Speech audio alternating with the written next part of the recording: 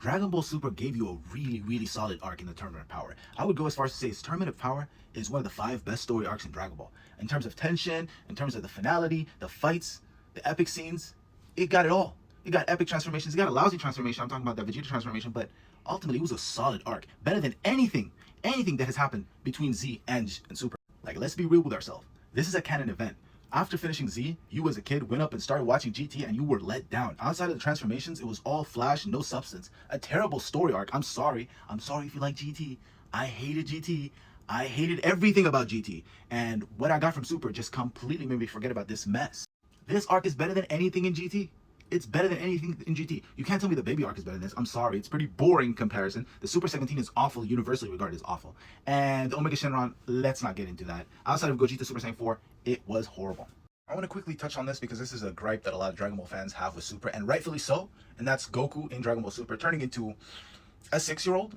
I mean, seriously, my God, they infantilized him to the point where it didn't even seem like he had his own functional brain. And that was pretty bad. It was brutal to sit through all that. It was really bad. But the thing is, the inverse happened with Vegeta. Vegeta's character in Super is substantially better. And I would argue this with anyone. He was far more emotionally layered, far more tapped in. I felt like he's more of a character in Super than Z. Z, he felt like a gimmick for the majority of the story, especially in the Cell Saga. And when it pertains to Daima, Toriyama Sensei's final work, the work that he was the most involved in, I would assume since Z, it's pretty cool. If you like Daima, listen, more power to you. I like Daima, but not once when I'm watching Daima did I feel like really that invested in the story. Maybe it's because I knew it had like a closed ending to it, but it was more like, I don't know, I don't want to call it fan service because that's disrespectful. It was pretty neat, pretty compelling story, had a nice conclusion, but ultimately not Super. So I'm trying to figure out, if you're a Dragon Ball fan and you come across this video, tell me why you like or dislike Super, because a lot of people don't seem to like Super when I actually loved Super. Hold on, there's one thing I gotta talk about. Just remembered right now as I'm recording. If you hate Dragon Ball Super, there's one reason and one reason only that I feel like would be justified from my perspective, and that's Gohan. The way they did my boy Gohan in Super is so painful because that's my favorite character, and I talked about this before.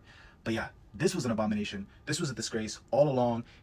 Even up to the Tournament of Power, he did not redeem himself. He looked really pathetic, really bad. I'm going all over the place, but I wanted to mention Super Frieza was really solid. He got like more layers to his character, and I liked it a lot. He was truly evil, and I think it added to his character. So that's another W for Super.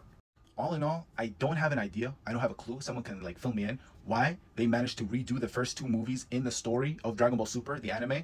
But that, I feel like, why the sentiment for Super was so weak coming in, because the momentum was lost off rip. But I feel like ever since the Zamasu arc, Super has been really solid. I didn't love the Zamasu arc. I didn't like the conclusion. I didn't like Trunks. But I thought it was good enough for it to be enjoyable. And then the Tournament of Power is amazing. Whis is amazing. The expansion of the story, hello. They added like, the scope of the story went 10 times bigger.